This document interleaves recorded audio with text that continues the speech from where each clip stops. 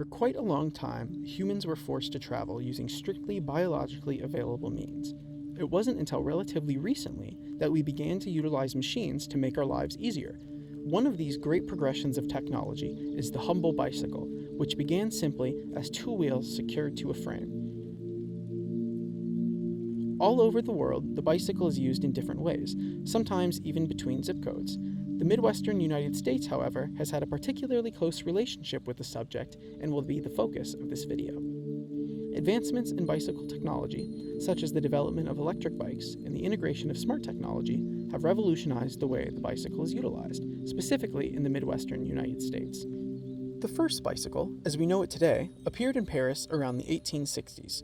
By 1869, the New York Times was writing that there had never before been such demand by the consumer for a good. It wouldn't be until the summer of 1876, however, that the beginnings of an American-made bicycle would take place.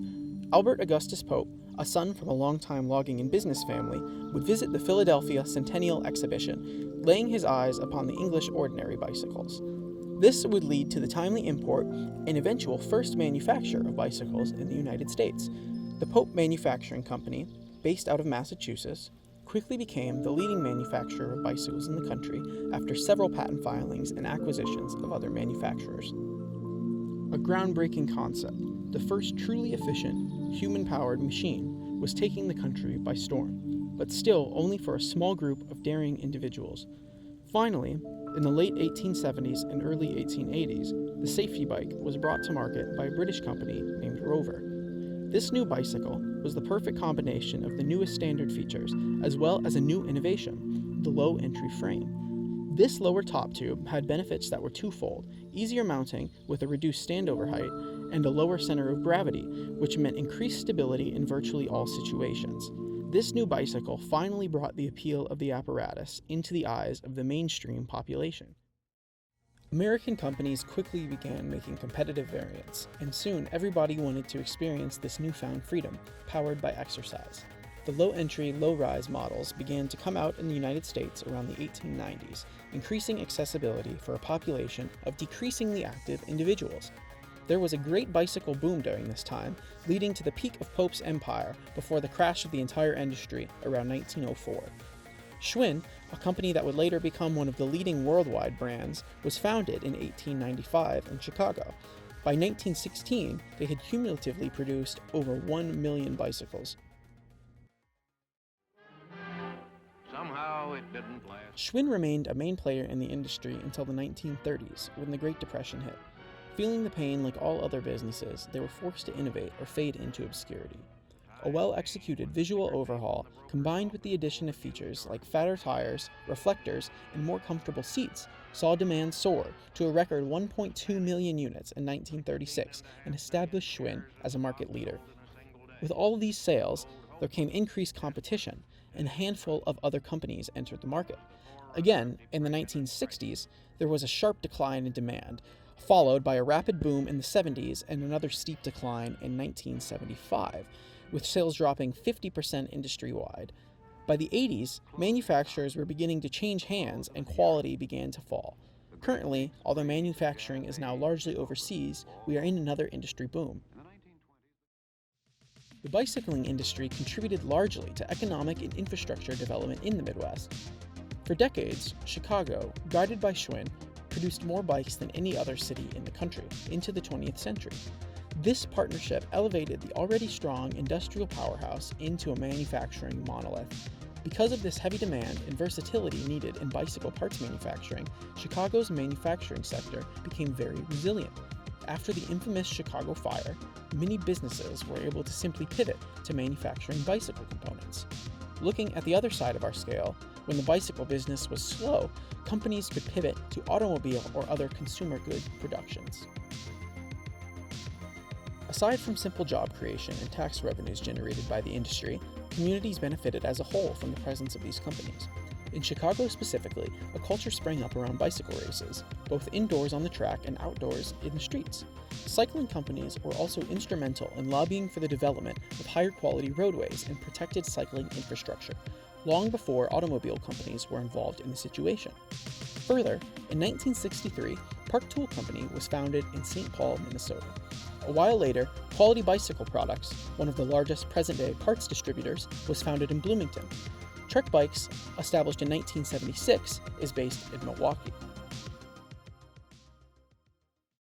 Minneapolis, Minnesota is consistently rated one of the best cities to cycle in the country, and this is no accident. With a plethora of protected bike lanes and even areas where bikes are given priority, such as the University of Minnesota campus, the state has shown a clear interest in promoting cycling through positive infrastructural development. Additionally, hundreds of miles of paved trails and over 1,000 miles of natural trails are maintained by the state.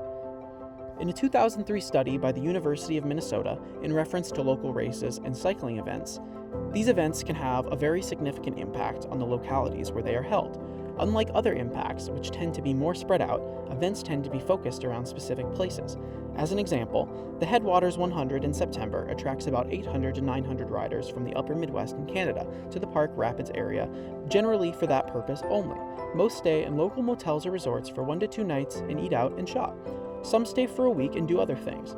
Assuming $200 per person for travel, lodging, meals, registration, shopping generates $160,000 in spending, which is substantial for a single weekend in a town of 3,000 people. There is certainly a positive economic impact on the area, specifically through bicycle-related tourism in this case. On one hand, this mass commercialization and adoption of the bicycle has increased accessibility to new levels. Bikes are quite literally given away for free on secondhand sites these days. On the other hand, increased competition and development in the industry has led to questionable pricing strategies and business tactics similar to that of automotive manufacturers. That being said, this is the price we pay for timely innovation. We now have suspension technologies that actively monitor the terrain using a collection of sensors and microchips. Bicycle updates can be done over the computer, and motors are hidden internally to provide extra power to those who need it, in the smoothest, most comfortable fashion, no less. Endless customization is achievable through the diverse selection of aftermarket parts. This commercialization has led to ever-increasing boundary pushing. Stronger wheels and knobby tires pioneered the sport of mountain biking. The popularity of racing advanced aerodynamic and weight reduction application across the entire industry. Suspension in various forms has opened up the possibility for a more comfortable ride in the most extreme conditions or the most basic. Finally, selectable gearing has allowed us to move faster than ever before, both towards the sky and into the earth. Newer technology has opened the door for entire subcultures to form around the invention. From the commuter to the crit racer, dirt jumper to cross-country rider, entire lifestyles can revolve around the hobby. Currently, we see technology striving to increase the human connection with the machine. The future lies in solving problems. Fewer flats, better handling, less drivetrain losses, and better ergonomics are all to be expected. No longer is the bicycle a simple method for increasing the speed of transport from one location to another. Bicycles, like many mainstream products, have trended towards increasing individualization for each user and have become something more akin to a personal, customizable tool. Almost a household staple, a bike can be obtained for near free or can send you into debt. There are no shortage of options in the modern day. The bicycle has made its way into the childhood of so many Americans that we've ingrained it as a common simile for our muscle memory, like riding a bike. As time moves on, we can expect the advanced technology of high-end bikes to make its way into the lowest end of products. Before too long, expect wireless shifting and smart suspension on your local supermarket bicycle. As for the highest end, we continue to see manufacturers pushing for more capability with less bulk. The bicycles of tomorrow may closer resemble the concept vehicles of today with sweeping aerodynamic curves and utilitarian design philosophy. But that utility is now endlessly customizable by every rider.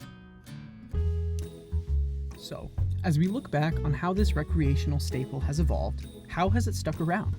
In my opinion, it's because it is simply one of the best human inventions to date. Not many other activities will see the participant cover such great distance at such speed with so little relative energy. As a way to get to work, travel the country, or just explore your neighborhood, the bicycle is a great choice, and it appears one that is here to stay.